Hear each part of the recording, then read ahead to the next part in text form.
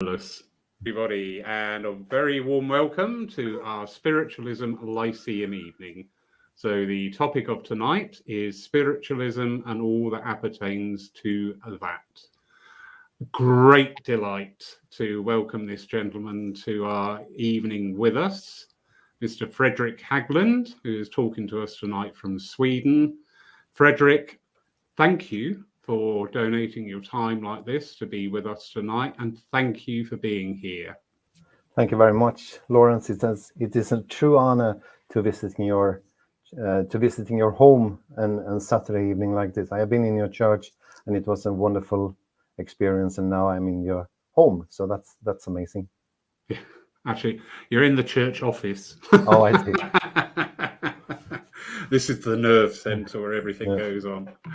And very good evening to everybody who's joining us. Please remember, if you do have any questions or anything you'd like to pop in there, please do enter it onto the chat bar on the side there, and we'll pick those up through the course of the evening. Fredrik, a very gentle opener for you, and one that's very popular with people who watch these either tonight or later on in the catch-up versions, is how did you become, the medium and the extraordinary man you are now? Thank you. I mean, it's a long story, but me, as well as so many other people who are in this environment, I was aware of it when I was a kid.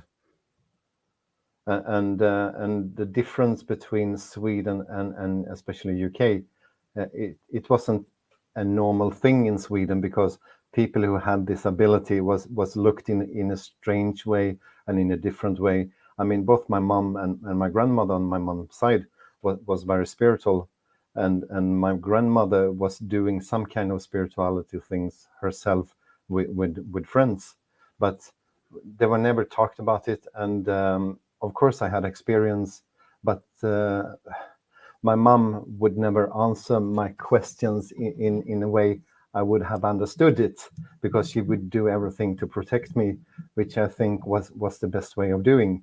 And without she doing what she did then, I don't know where this would have gone, because Sweden is totally different from UK, or was it then. But now everything has been so normal, and if this would have been today, it would have been totally different. And then, of course, I was aware of the energy, but I didn't really know what it was. And then I preferred to do other things myself, because I didn't understood it, and I tried to be social with friends, and I had a huge problem to fit in groups for a longer time, because it was nice in the beginning, and then you didn't really resonated with people in the group. And then after the school, I started another journey, which is in some ways quite similar to the mediumship and spirituality. I was working as a disc jockey. All right. Yeah, a lonely journey as well. You're standing on a platform, you please people with the music, and then you're driving home all by yourself. The similarity to today, but today you're standing on the platform and giving messages from the loved ones in the spirit world, and please the congregation in a totally different way. But it's all about healing, it's all about love, and it's all about making other people feel better, and also to prove that the life continues after this. And then when my mom passed to the spirit world, my whole world actually broke down, because she was my big rock. I knew she was always there. Every time I had difficulties with anything, she was there. And then I was 25 when I lost my mom, and it's hard, and especially when your parents has divorced and you only have one of the parents close to you that you can speak to and be close to. And then I had my traffic accident a couple of years later, and I couldn't continue work as a disc jockey after the accident, and it was like the spirit world become alive again. You have this warm and cozy blanket who protecting you from everything. Every time you felt upset or sad, then you felt the presence of the spirit. You felt there was something, but you couldn't see it, you couldn't touch it, but you were touched and you felt there was something. And I was on these wonderful journeys, and I went into meditation, even if I didn't know what the meditation was. I didn't even know what the sitting the power was. I was just, it felt like I was put into a chair and just having a wonderful moment. The time was flying, and I saw a lot of different beautiful colors, and I saw people that I didn't really know, but everything in a wonderful healing way. And at one point during these sessions, I actually saw my mom fully materialized in my living room, and it has only happened once, never happened since. And I wish and I pray I would like to have that moment again, but it has never happened. Many other things has happened, but it hasn't happened. So, but then I think I spent nearly 10 years to do personal development and work with myself, and also had the opportunity to look into the person I had been during my upbringing. And there was a lot of things to work on. And then I would say I become the better myself, if may I put it in that way. And and then after 10 years, I went into the computer, and there was an association in Sweden who came up every time I turned on the computer. I pushed the side away, and then the page come back, and it went on. And then I started to look into it, and there was a mediumship course in Sweden, a weekend mediumship course in Sweden, and I thought, this is nothing for me. I know the life continues after this. What else would I know? What can I do about it? And then it ended up that I signed up for the weekend course, and immediately when I had signed up for the medium course, this page just disappeared. So it's amazing way how it works. And the teacher I had at that point, she's the only one who is allowed to teach at the Art of Inner College from Sweden, and Mia Autosson. And she has been a huge support and rock to me during my journey as well. And then when I signed up to the medium course, the way she was teaching, the way she was talking, and the way she was explaining things, it answered all my questions. Yeah. It wasn't that I could ask her a question and she would give me the answer directly. It wasn't like that. But the way she was teaching, explaining, and talking, it answered all the questions. Absolutely beautiful. Absolutely. You touched on something very early on there, and when you were saying about in your childhood in Sweden, that it wasn't so much an accepted fact, and in fact it could have been vilified. It's been really interesting in this time talking to so many people from across the world, and I'm afraid we here in the UK are probably ignorant to the fact that we are so fortunate with the amount of spiritual churches and centres that are available to us, and the number of fine teaching institutions also based within this country. So yeah, it's always a lovely little reminder there that we should be thankful and actually promote and be proud of what we do here in the UK. So very interesting. Yeah. And if I do then look into my neighbor country, lovely Norway, I mean, they have one of the princess who is or the queen, one of them, the royalties, who is very much into the spirit world as well. So if I compare Sweden and Norway is far above what Sweden is, because everything has been more accepted and more refined in Norway, and they are also talking about it in a much bigger way than we do in Sweden. And they have in Norway they have a few famous healers. One of them passed tragically to the spirit world, and he was quite old as well. and the way they have worked in Norway is just amazing. And the people that you're meeting from UK, especially teachers who coming to Sweden to teach, they are so down to earth, and they know exactly what we have been through in Sweden, and they have a wonderful way of teaching and bring everything into the understandable way for us to understand as well. And it's funny you should mention those people, because we have the lovely Tim Abbott in the room tonight. Oh, I see. Good evening, Tim. Hi, Tim. Lovely to see you. And Tim's asking there, as a medium and teacher who has visited Sweden, I know there are some beautiful and good mediums. But can I ask, do you think different cultures encourage different approaches to mediumship and the relationship with spirit? I would say so, yes. And I mean, I have met Tim a few times as well, and he's an amazing teacher in all aspects. And I think today, when you're finding your pathway and you're finding your interests within mediumship or spirituality, then for some reason you've been attracted to like-minded people and those that you're progressing with for a certain time, and then you're finding another way to walk. And then if we go back in time, I think if you're just reaching out to finding like-minded people, you will find like-minded people. And today, when we have the internet, it's just to start to search.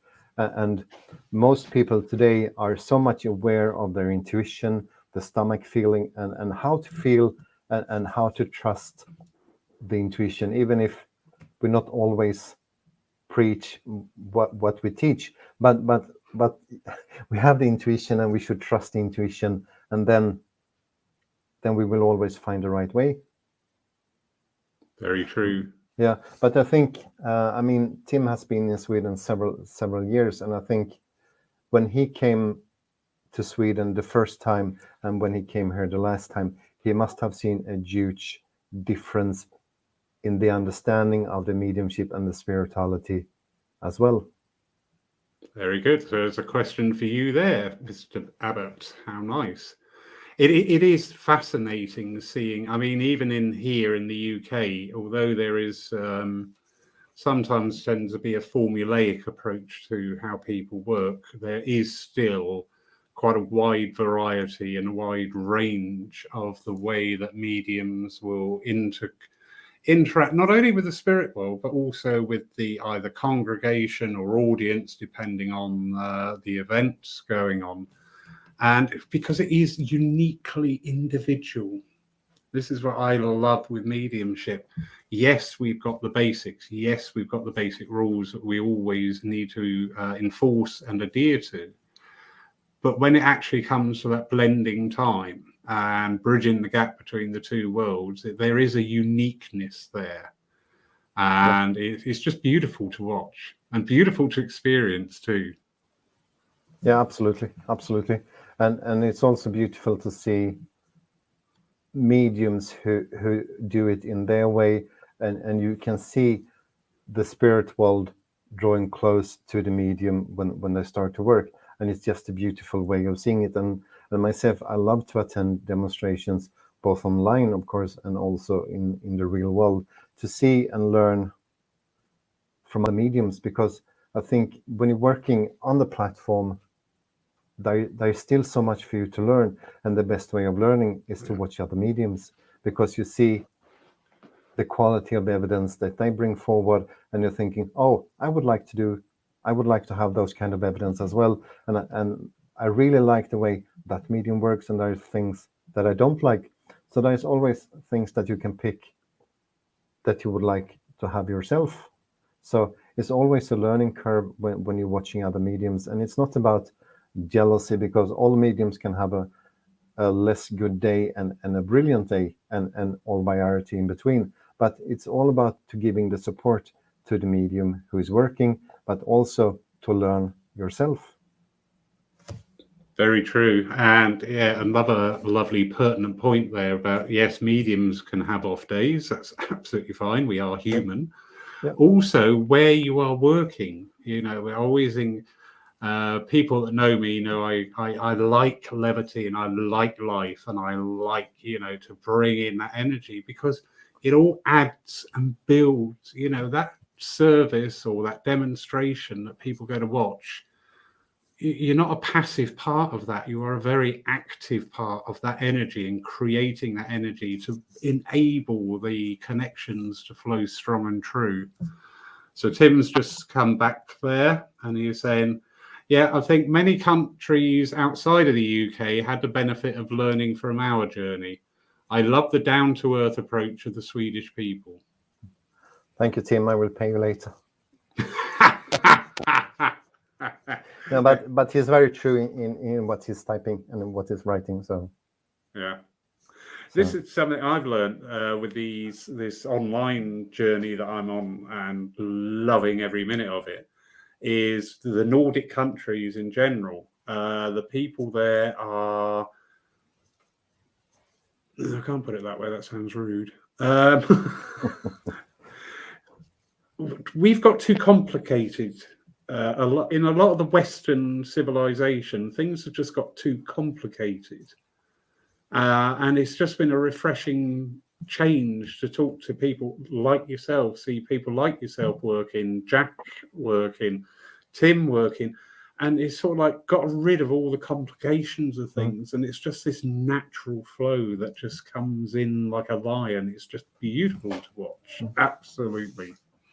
I mean, to work with the spirit world is quite easy.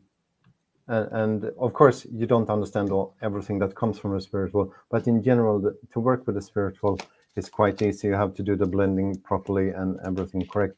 But then, as a human, if things is too easy, we tend to complicate things, because if it's too easy or too cheap, it's not going to work. Then there must be something wrong. So when you really understand the simplicity to work with the spirit world, to just do the blending in your way, how you feel it's right for you, and feeling how the spirit world touching you, then you're ready to go. And there's so many ways to finding out how to work. And if you just go to YouTube or Spotify, there's tons of different kind of meditations. There's tons of different kind of people who teaching meditation, and if it's not working with the first one, take the second or the third one, because there will always be someone who suits you. Indeed. And also, this is Lawrence's soapbox. So everybody who knows me, yes, you can go out and make a cup of tea now, because you know what I'm going to say. The actual art of mediumship can't, we must get out of this habit of confining it to somebody stood upon a platform bringing communication through between the worlds. Mediumship is just being that interface, so that can manifest in inspiration, in art, in music. I was just listening to a piece of music pre-coming on air, and it just picks you up and dances with you. It's beautiful. And this is mediumship. This is getting a broader understanding now that mediumship is that connection with the two worlds, and not necessarily in a way that needs validation from a platform, but just that inner knowing of going, yeah, actually, this feels right. This feels so good. Yeah, because you're just a bridge between the two worlds and just giving the communication. And only the one who received the message or received the communication know the quality of the evidence you have brought forward. I mean, for someone else who listened to the communication, it can sound very basic and nonsense, but for the person who received the message and the evidence. Very true, because we need to vocalize it. Yeah. But I've often said myself on the platform, when somebody in spirit says, I love you, I don't hear that. I get that emotion. Yeah. And when you translate it into words, which we need to do, it doesn't do it justice. So true. You've got some peer pressure on tonight, Fredrik. Okay, that's fine. We got the lovely Jack. Good evening, Jack. Hi, Jack. So Jack's asking, as a certificate holder of SNU, where do you see Sweden according to have spiritualism recognized as a religion? I wish, Jack, I could say there would be a religion of spiritualism in Sweden. And I do know there is people in Sweden who are working to bring it as a religion. And I don't know how far they have come.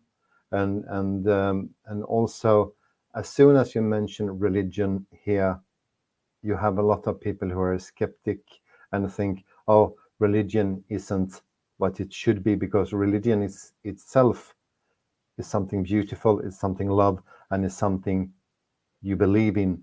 Religion is not about to killing people and fighting. And what we hear on the news today, when you're talking about religion, is all the negativity and bad stuff. Very true. But if we look on the positive side of the religion, it's all about teaching love, feeling and sensing love. That's the key point of religion, no matter what kind of religion you believe in. It's all about that. And if I'm looking into my own religion, spiritualism, if I'm looking through the 7 principles, it's all about healing, and it's all about supporting one another as well. And if we look into Christianity or Islam, there is similarities in what we have in spiritualism, and also what we believe in the life after this, and the angels and everything like that. But it's not faced in the same way as it is in spiritualism. So if we could go back to the core of all the religions, there would be peace on earth if we really truly understood everything.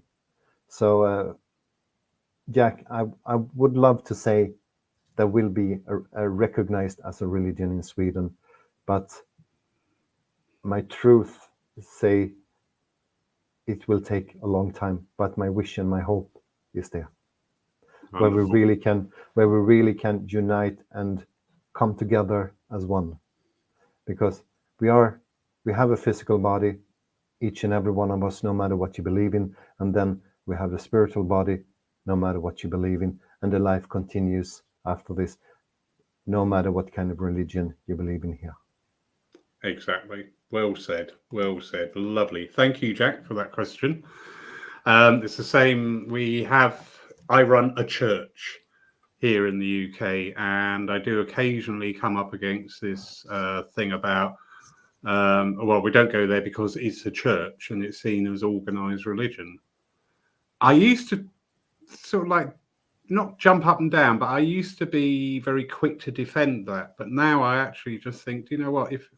If that is your view of a church and a religion, that's absolutely fine. I'm not going to stand here and try and change that for you. But you are warmly invited in to experience it. And if you enjoy it, great. If you don't enjoy it, great. Mm-hmm. Yeah. So very good. You got some fan mail now. Fredrik is a really wonderful teacher, and I've learned so much from him. Being a newbie in mediumship, he's really given me the courage to trust myself. And thank you very much. From Annie. I won't pronounce the surname. Thank you, Addy. So, I mean, I think we all come to a point in life where we're actually searching for something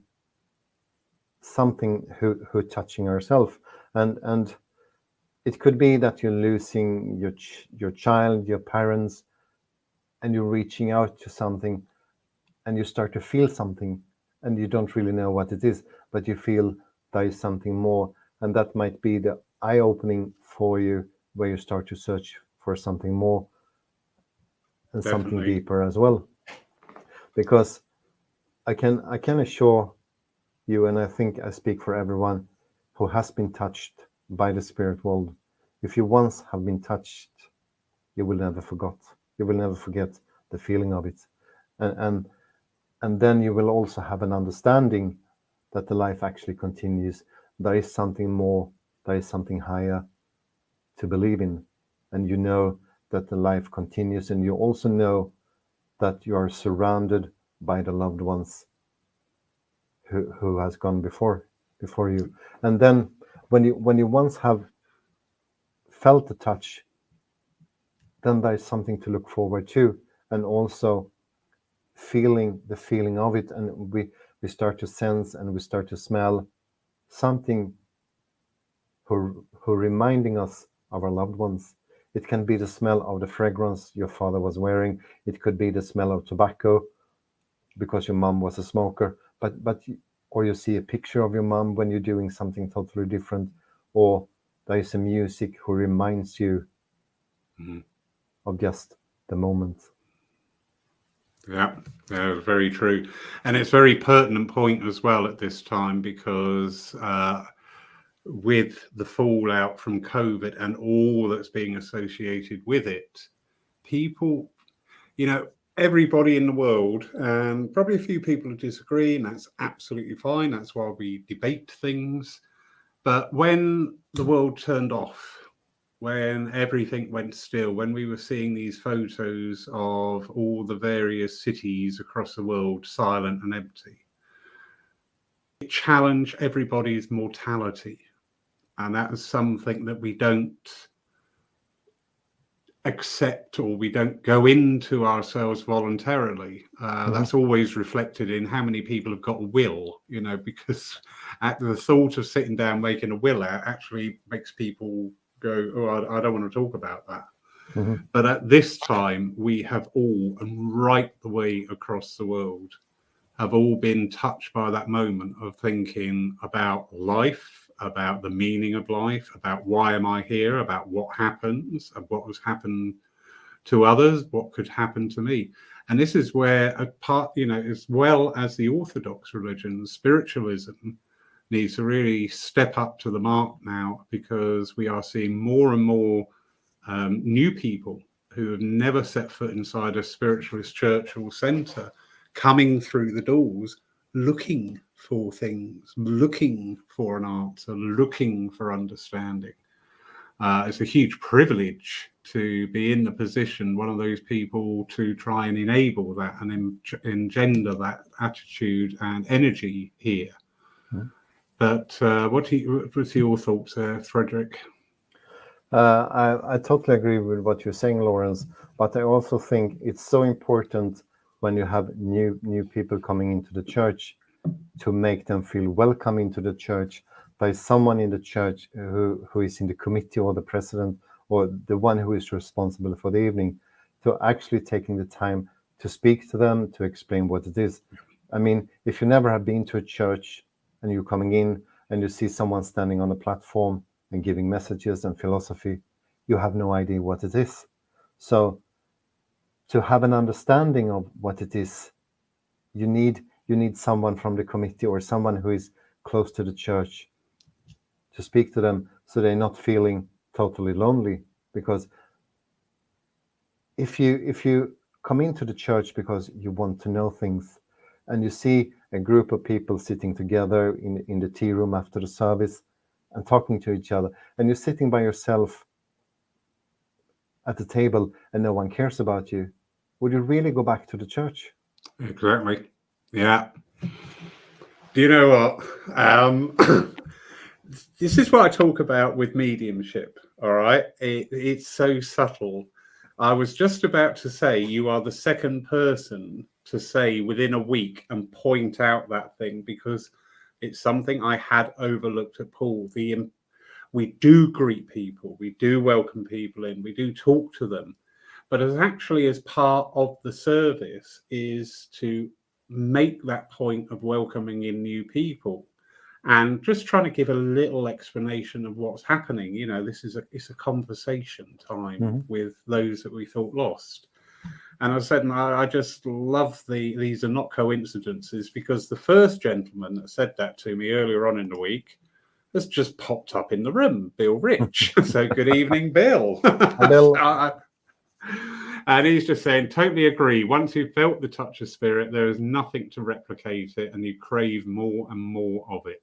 Yeah. Yeah. Totally agree, Bill. Yeah, absolutely. I just love this when all these things happen.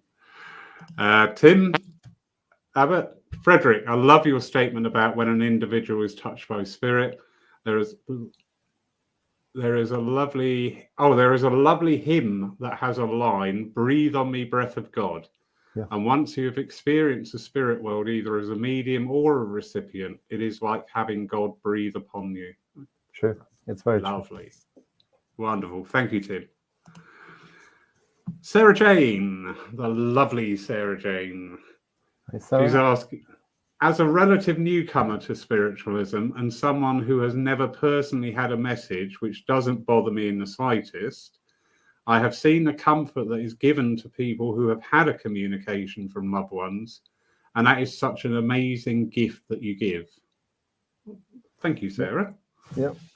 Thank you, Sarah. I totally agree with you. I mean, because when you do a demonstration or an evening of mediumship, it is impossible that you can reach everyone in the congregation. But when you're sitting in the congregation, you can all feel the presence and the power and the healing from the spirit world, because I do believe the spirit world will touch those who are in most need at this moment in time, who is sitting in a congregation, and also those from the spirit world who in the, how shall I say, who in the best way matching the medium.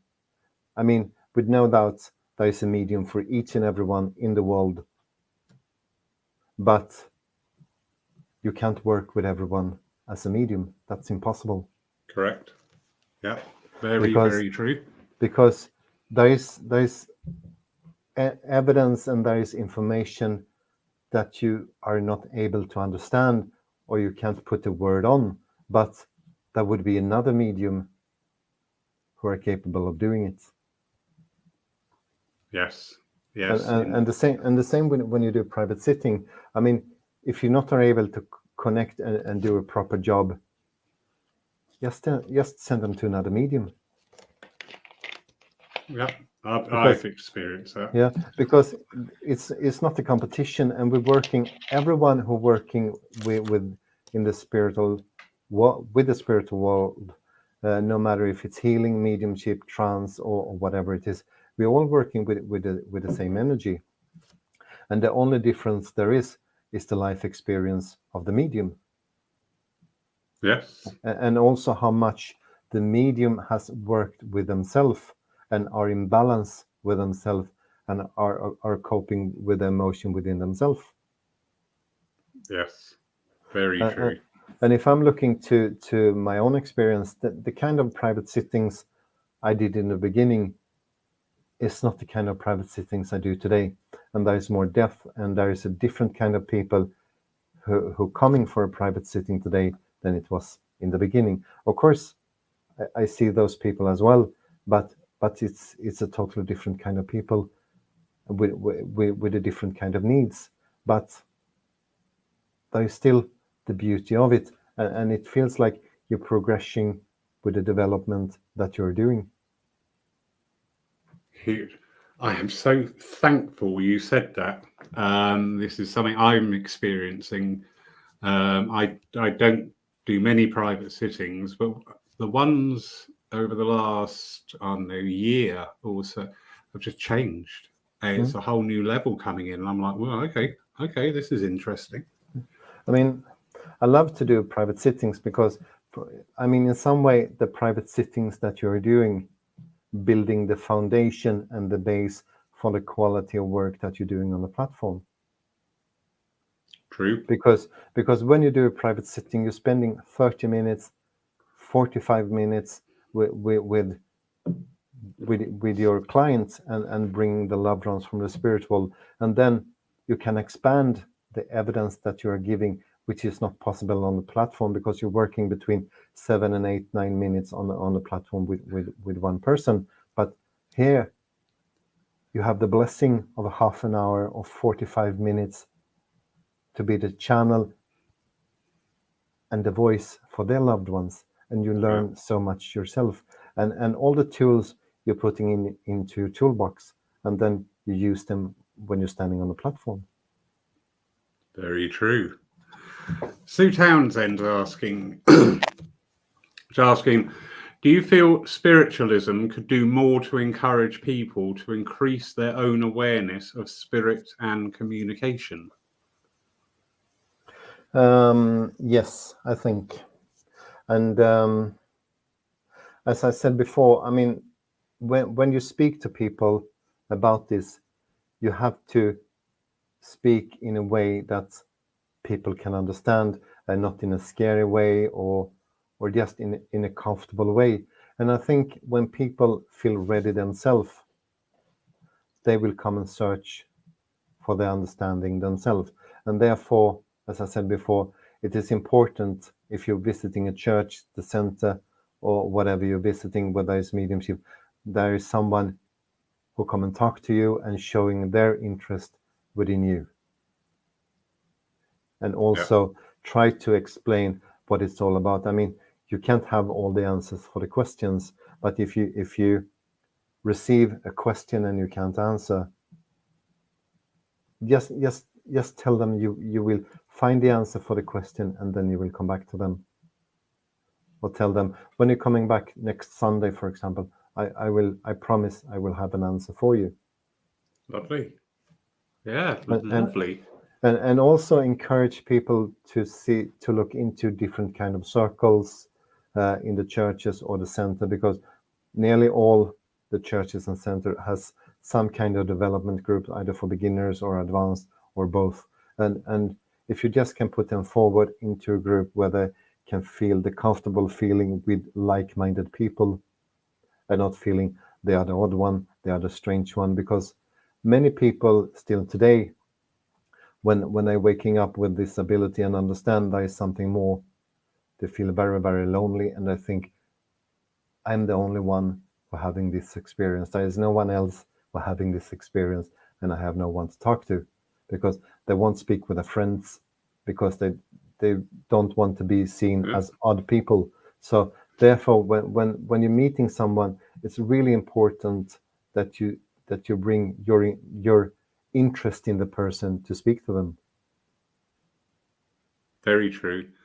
And also, I'm a big believer that our lives are lived in so many different characters. We are friends, relationships, sons, daughters, father, whatever, to other people. But when we work here within any of the spiritualist churches or centers, we can actually connect with that part of ourselves that often doesn't get that chance to express itself. Mm-hmm. And I always think that's wonderful, because, we're not being any of these other characters that we need to be in our lives. We're probably the closest to being our true self, our true spirit character coming through and being able to talk and exchange ideas and ask questions. And it's just so invigorating when you can do that. And also, I mean, today, thanks to might not be popular when I'm saying this, but thanks to thanks to the lockdown, there is so much online things who has opened up. There is something to attend every day and several times a day, and you will always find something who resonating with you more and better than something else, something else. And then, if you're not finding the true answer in the first group, there's always another group you can go into, and when you're visiting a group several times, there will be people that you recognize and people that you start to speak to, and building a conversation, and also have an understanding of what it's all about. Because I don't think we're just meeting each other by coincidence. I think there is a meaning for why you're meeting people during this certain time, because if you're looking at people that you're meeting now and having a relationship with, no matter if it's on a friendship or development or what it is, it doesn't matter. If you're looking into, if you would have met that person 6 months ago, what would that relation be? Would that have worked in the same way? Yeah, I'm a very big believer in that. Everybody is right in this time. Yeah. And they are right for this time. And also, if I see all the lovely people I have met, and all the lovely churches and centers, including yours, that I have been able to serve during this lockdown, if this would have been in reality, there would be no way in the world that you would be able to travel to all these places, to meet all these lovely people that you have met. Yeah. I do need to do a tour of the Nordic countries because I've met some beautiful people, yourself included. Thank you. And it would be a real honor and privilege and a lot of fun to meet up with you all as well. Definitely over a beer or four. Yeah. Lovely Jackie White's asking a question here. Jackie is another very sterling worker for spirit, and she's really adapted to the online aspects of things. She was just saying, she was asked the other day if she knows of any ectoplasm evenings. Do they ever take place these days? And she's also saying she's never heard of them. So any thoughts there? I know we're delving into physical mediumship here. Yeah. I haven't seen real ectoplasm myself. I have seen transfiguration in reality, where I've been sitting in a seance and seeing the transfiguration, and also with the voice boxes, and there was a red light in the room, and everyone could see what was happening. And it was actually in Bristol that I saw this, and with no doubt there was no fake, there was nothing, and you could see the medium during the whole session as well, and you could hear these noises, and no way in the world that this would have been created in the room. But I have never seen ectoplasm, as you were talking about ectoplasm. But I do know teachers at the Art of Healing College that I do find very trustful, who have said they have seen ectoplasm manifesting through the medium. Yeah. But I haven't seen it myself. So just to elucidate a bit on your question there, Jack, ectoplasm would be the material that is produced from the body of the medium, which can then build up the full body manifestations. Is a very deep physical medium that would be able to work in that way.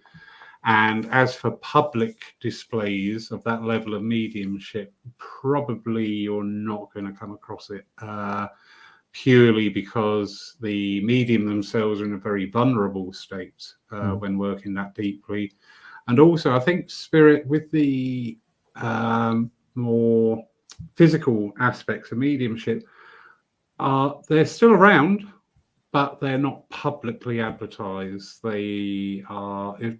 I just think if you're meant to go to one, you will end up being invited. It's as simple as that. Yep, So I think so too. Hope that answers your question, Jack. And I have to say, Lawrence, the lady I saw in Bristol, and it was just a core group of 8 people, and sometimes they invited people to come there, but she didn't want to be public. She just wanted to have her small group to sit, and which I can understand. And of course, then I'm asking, is there the same need today as it was in the past with our pioneers to produce the ectoplasm, when they can do so much more today? And I had a medium colleague to me who said, why would the spirit world use the energy to produce the ectoplasm when they can use the same amount of energy to heal 15 people instead? Very good point.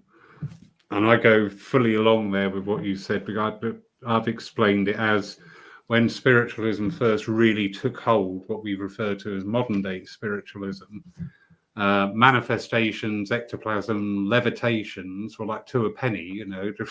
Oh, she's popped out the window again. Oh, well, okay, she'll be back in a minute. But it was of a purpose, because it grabbed people's attentions. And in those first few formative years, if it had been purely on mental mediumship, I don't think we would have the established base that we have today. Because, you know, in those days, and these were people very much vaunted in society. You can go through the history of spiritualism, and the names that come up are amazing. And they were actually there seeing physical mediumship, direct voice, levitation, all the physical sides of mediumship. And that really engaged them. That really went, wow, you know, this is not mockery. This is not tomfoolery. This is something that actually we need to get to grips with. So that really sort of like pushed spiritualism very much to the fore. I'm just going to answer Phil Shaw's question here. Is the trans mediumship well recognized in Sweden? No, it isn't. We don't have any real trans medium in Sweden. And we have had Swedenborg, who is one of the pioneers, but not really any trans medium. And we have a few mediums who is good to do transfiguration, but not with a trans medium. Lovely. Well spotted. Thank you. There was a lovely one, Susan Brotherwood Hughes. I think we're going back to the topic there about talking about the Hi, Susan. Churches and centres roles today. So many feel lost. My feeling and understanding is that they have disconnected from their own spirit, the God source within. To sit with them and help reinstall hope is an amazing journey to be a part of. How true, Susan. Yeah, very true, very true. Yeah. And again, if we touched upon the religion, of course, it's different kind of religions who putting you forward to what you believe in, and we have religions today where you wouldn't be allowed to believe and think in the life after this. And if you're working with the spirit world, if you're working with the deceased one, then you're working with the devil. And we have those kind of religions today. And those who are working with the spirit world and know what it's all about, we actually have to step up and speak from our own experience and prove it is love and light. Yeah. There isn't any bad or evil spirits. There's a lot of bad and evil people on the earth, but there isn't any bad or evil spirits. We can always pick up negative and less good energy because we are sensitive. But for me, the spirit world is very intelligent, and they wouldn't forget anyone who has passed to the spirit world. They are there to take care of each and every one of us who are passing. Yeah, wonderfully put. Thank you. Christina from Stockholm, what was the reason you started working as a medium in the UK? We didn't have enough of dead people in Sweden. No. No. Scotland has always been a love of my life, and it felt like I came home, and I feel Scotland is a home to me, and if I'm talking about past life, I have to say I feel I have lived in Scotland in past life as well, and I also met a few lovely people from Scotland, and also this openness in the whole UK with the churches, with the centre, where there is something you can do every day and practice and work with the spirit world every day. And of course, one day I hope to be able to move to Scotland, because that's something I really would like to do, even though if there is difficulties at the moment because of the Brexit. But yeah. And also there is a deeper understanding in UK with the mediumship and spirituality and the philosophy with the spiritualism. So, and if someone can bring the core points and the understanding of the spirituality from a country like UK and bring it to Sweden and share the knowledge here, that would be such a wonderful way to do it. And now, when it has been this lockdown, it has been a wonderful journey to work in UK, even if though it's online. Yeah, very true. And this time is offering everybody that opportunity to actually share and interact. I work quite hard over here in the UK talking to various churches and centres to share things, because I think sometimes church and centres can become a little bit personalised to people, and therefore then they start to get a little bit guarded about it. Mm-hmm. But in this time, we need to be more open to talk more, to share experiences, thoughts, ideas, what's going on, how best to move forward. So I really, really fervently hope that one of the effects of this time is that better ability to communicate with others in the same field without barriers, without any, just we're all doing the same thing. Doesn't matter what banner we fly under. That's totally irrelevant, because they've all got the word spiritualism in my book. And if there's one thing who really worries me is, unfortunately, the churches and the center, the people who are visiting the churches and centers is actually dropping, and to see and think in a different way how to bring the people back, and also how to encourage the younger generation to be part of the churches and make them be interested in this. It is a hard work for those who are running the churches and the center, because those who have been there and supporting, they're not going to live forever. And that there must be someone else who coming after them and having an understanding where someone has shown the interest in them as well. So, and I have no good answer how to bring the young people to the churches and to the center, but there must be something who is more uplifting, and the way of thinking and the way of acting.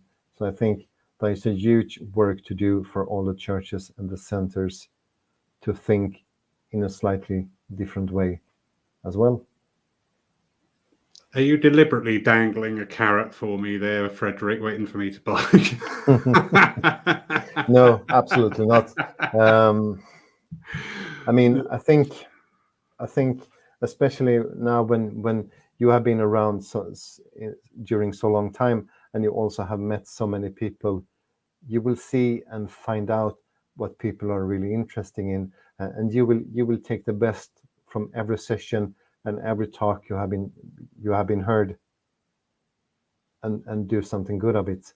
Because to have churches and center who's still going to run, it needs someone with a power and the fighting spirit within themselves, and are open to see new things like yourself, because you wouldn't just sit with your arm crossed and just waiting for the miracles to happen. You will create the miracle to happen to bring the people to your church, because you know how important it is. Exactly. I don't know if you are aware, but here at Paul, we now have 4 different types of services. And the whole concept of these is we still have the divine style service. We have our healing hour, which is very well supported. We have our Lyceum service, which I love. That's me to a T. I love those services. And also family gatherings, which are not a service, but it's celebrating the community and bringing people in, but in that spiritual atmosphere and that spiritual aspect where we can talk about things. That's what we're trying here at Paul. And I really hope that others try different things, because this probably will upset a few people, and it's not meant in malice or any other thing than just observational. Where we're seeing the churches and centres reopening is straight back into the old format. Every time they're open, it's a demonstration of mediumship all the time. And I'm just thinking, what, people want something more. And the battle cry that you said there about bringing younger people into the churches, when I came into spiritualism with my mum at the age of 13, people were saying, we need to get younger people in the churches. And now I'm over 21. People are still saying we need to get younger people in. But we've got to be active about this and try. I always say never fear trying anything. If you try something, it works, happy days. If you try something, it doesn't work, okay, go back to where it stopped working and try again. We got to do that. We have got to do that. So I can see you standing and giving out the form outside the church and asking what would bring you to the church. What would you have an interest to attend the church? Yeah, and it is by talking to people and offering these different. The sort of line we're following here at Paul is all this energy and focus is actually on the services and not dissipating it by putting one evening on here and an afternoon there and things like that. The services will encompass a lot more. Some of them will appeal to you, some of them will not. Absolutely fine. Absolutely fine. So, Tim Abbott again, just going back to the physical mediumship and saying that there is a physical medium called David Thompson who lives in Australia but spends 6 months of the year in England. And when he's in England, he does organise seances. Wonderful. Wow. Yeah, I've heard his name, but I didn't thought he was traveling to UK any longer. I thought he was staying in Australia. Excellent. Bill Rich there just saying, I think the church's centres could do more to encourage people's own exploration of their spiritual abilities by bringing in basic principles of spiritualism, i.e. philosophy. But most people won't put time and effort into developing it. They want the quick courses, etc. Yeah, you have a very valid point there. Yeah.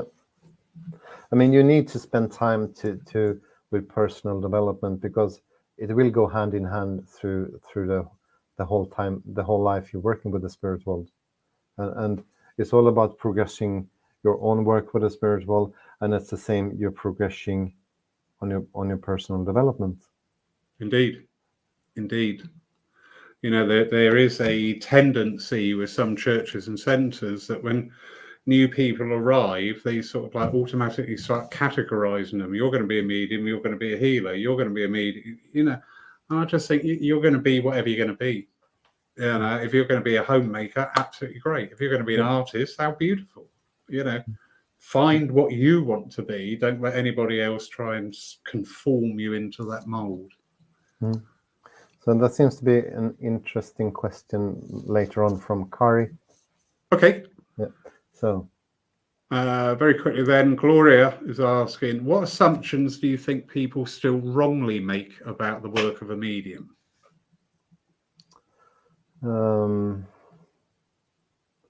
I think many people expecting mediums to tell them about the fortune, who they're going to marry, where they're going to move, if they're going to change to work, and how they're going to earn most money, how they're going to be happy, who they're going to choose to marry. I mean, all these kind of questions. And I think everyone who working as a medium, I'm sure you have come across all these questions. Yeah, very true. And of course, as a medium, you can feel something for the future, but then in the end of the day, it's always the recipient who make their decision. You as a medium should never make the decision for someone. Exactly. Yeah. Is this a question from Carrie? Saying what seems to be overlooked too often is the massive ego of those in positions of power in the church. They chase off new people or students that might be as good as them. Add in that the services are just often boring, same format over and over. Spiritualism needs to grow. Can you address this more directly, please?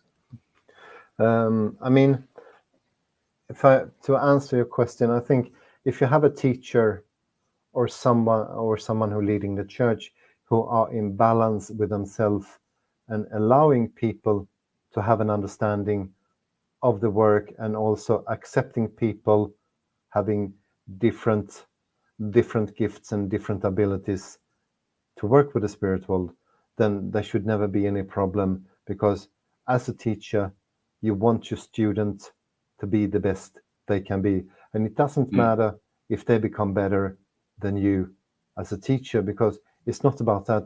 It's about healing the soul, healing another person. So if I would attend a course or a workshop and the teacher would behave in that way, I would go to another workshop. Very true.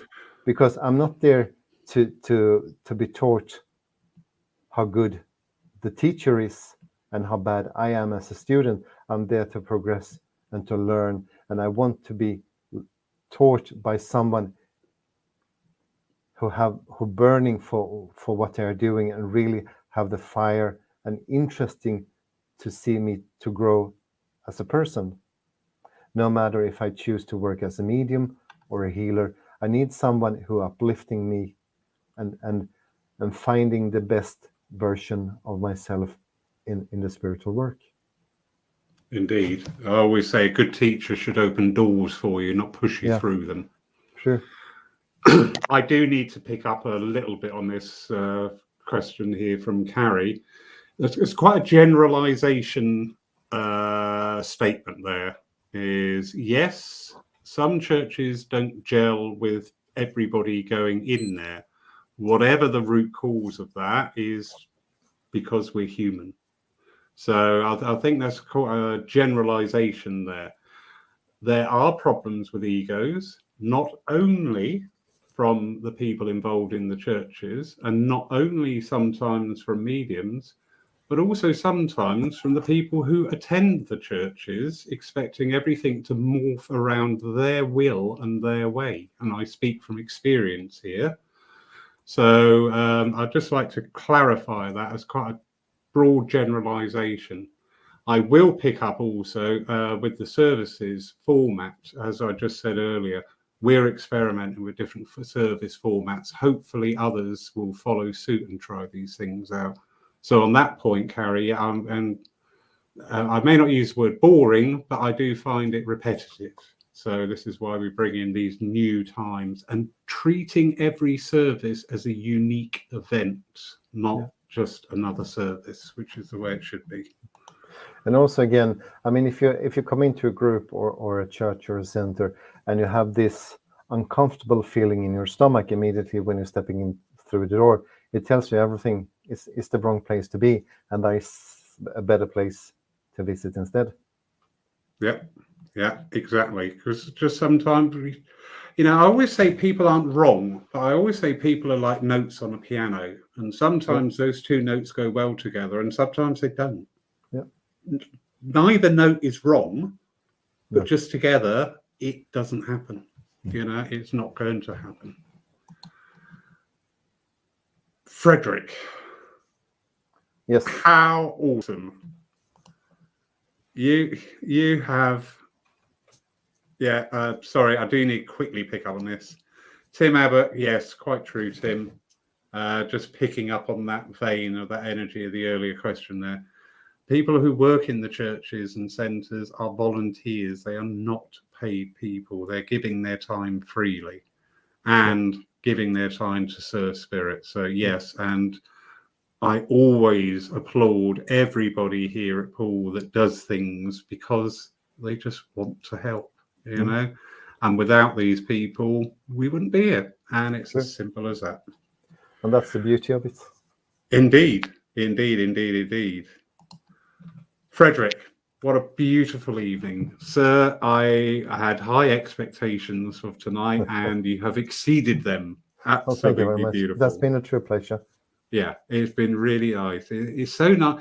We see a lot of mediums working and demonstrating, but these times of talking with people, I think, are so important. Yeah. To bring out things and help us, understand things. I mean, I have to thank all of those who come along and spending 1 hour of their precious time to come and listening to a talk like this. It's just amazing. It is, and the breadth of people. We've come from the States, across the UK, and most of Europe. Very quickly, there's something popped up here. Michelle Moffat, she asked earlier on, do you think mediumship could work through doodling? And she's also now put, and she's wanting to join a local spiritualist, but not sure if messaging through doodling will be acceptable. I think there, Michelle, is a way that you are working at the moment. All right. It would be quite difficult to work in that energy in that fashion on a platform. But if spirit are there and they want you to work, believe you me, you can try as much as possible to get away with it, and you won't. And it might be the doodling is something to start with before you're starting as artist, psychic artist. Yeah. Yeah, and we are in need of good psychic artists. So to Michelle, I would suggest you to try to draw faces instead, and ask someone from a spirit world to guide you and help you to draw faces, or you do a private sitting and you're using your pen and paper and try to do a portrait for the person you do a private sitting for. Brilliant. Fredrik, thank you so much. Thank you, everybody. That's been a true pleasure. Excellent.